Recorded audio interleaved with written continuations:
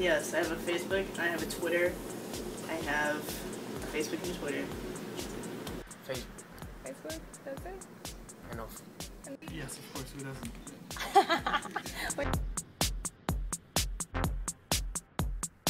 I probably am on it about a total of 30 minutes per day. Probably like 3 for Facebook. For Twitter, I don't update it regularly.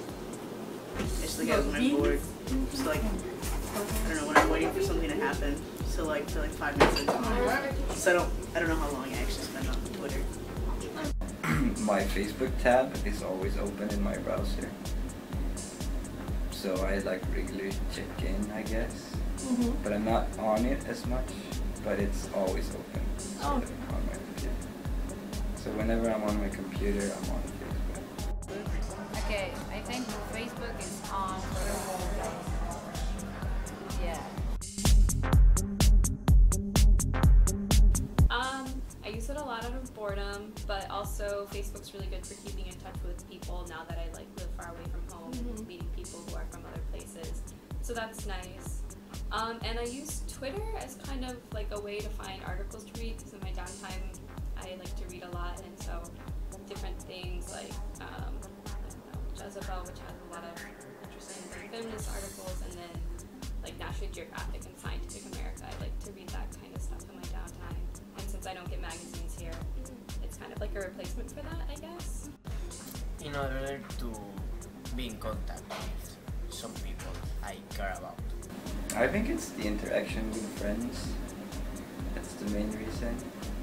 Like, I was pretty late at getting Facebook, and in the beginning I was like missing events and stuff because they were only posted on Facebook. So that was like the main reason I got it.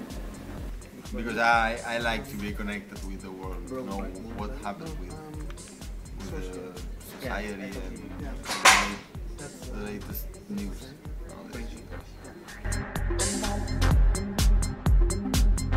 I kind of hate it, but I don't want to stop using it. It's a good way to waste time sometimes. And I don't really care what a lot of the people that I'm friends with, like what they say, but I just keep them on there and I don't know why. So yeah, it's a love-hate relationship. They're pretty good, but I think they're a burden for students lately, because if you want to study, it's always on. Let me check Facebook, or let me check that. You know, it's always there and you can always access it, and that's not a good thing, I think. There's pros and cons to it, but I think it's getting in the way, or it's getting a negative connotation when it was made an application for smartphones. Because when it was made an application, it allowed people to be on it 24 hours, and there's quite some people who are on it 24 hours, not actively maybe, but you could just reach out to them, talk to them any moment of the day, and a lot of people are like that, and they also assume that they just expect a direct or a really short notice reaction to whatever they're asking, and people can get pissed off over that if they don't get a response within a certain amount of time, especially when they saw that you actually saw the message because you're on it 24/7. I think there's some sort of marketing study on it that makes you being dependent, addicted to it. Yes, I do. I am addicted, unfortunately, because it's kind of the first thing that I do when I wake up. Check if I have messages or stuff. Yeah, that's kind of bad, I know. I've been trying. When I was working on my thesis research back home, I just deleted my account for 6 months, and it was the best thing ever because I could focus better on myself. Because it's like when you're studying, it's not good because you're constantly connected. And I mean, I could probably stop pretty instantly, but as long as like everybody else stops, because like I don't want to get left in the outside world, sort of. But if I would get invited to parties without being on Facebook, I would be able to stop.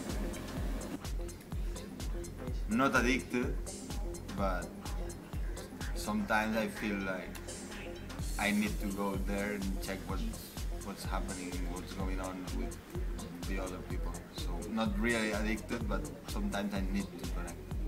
But I'm not going crazy if I can't.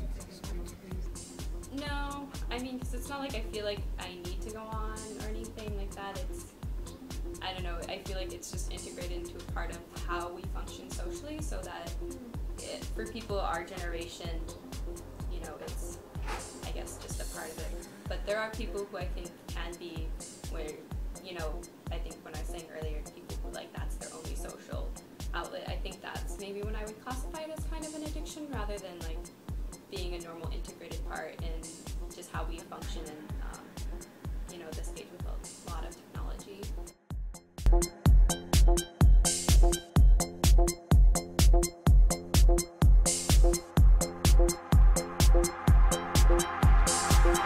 They are damaging society a lot because I think that the more friends you have in Facebook, the more superficial are your relationship. And also, a lot of people use Facebook like in order to show that they are very cool, they are very good.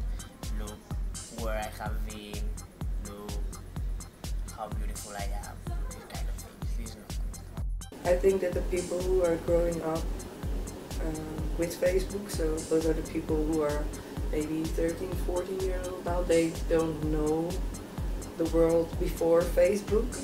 And for them it might be hard to distinguish how close people are and how superficial or how intimacy works and stuff like that, and that might be a problem in their future maybe, I think, but it's all speculation because you know, you can't tell, and obviously I didn't grow up with Facebook, so I'm not really reminiscent back in the days, but I still do. I think it's very important that I grew up without it, let me just say that.